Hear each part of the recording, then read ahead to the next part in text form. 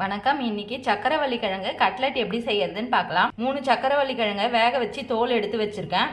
6 teaspoon அளவுக்கு நாட்டு சக்கரை, 6 ரஸ்க் வச்சிருக்கேன். 1/4 டீஸ்பூன் அளவுக்கு ஏலக்காய் தூள், இது கூட ஏலக்காய் தூள் சேர்த்துக்கிறேன். இதை நல்லா பிசைஞ்சிட்டு கட்லெட் ஷேப்புக்கு உருட்டி வச்சுக்கலாம்.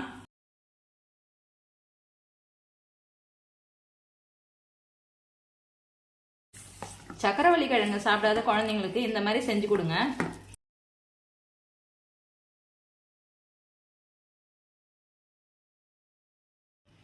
உங்களுக்கு எந்த ஷேப் வேணுமோ அது மாதிரி திரட்டி வச்சுக்கோங்க.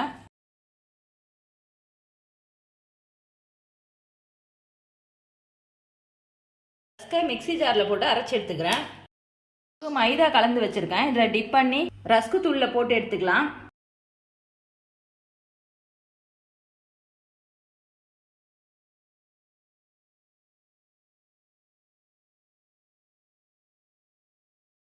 கோல்டன் ப்ரௌன் ஆன பிறகு எடுத்துடலாம். டேஸ்டி ஹெல்தியான இந்த ஸ்நாக்ஸை நீங்களும் வீட்டில் செஞ்சு கொடுங்க. செஞ்சு கொடுத்துட்டு எப்படி இருந்துச்சுன்னு சொல்லுங்கள். ஷேர் பண்ணுங்கள், கமெண்ட் பண்ணுங்கள், சப்ஸ்கிரைப் பண்ணுங்கள்.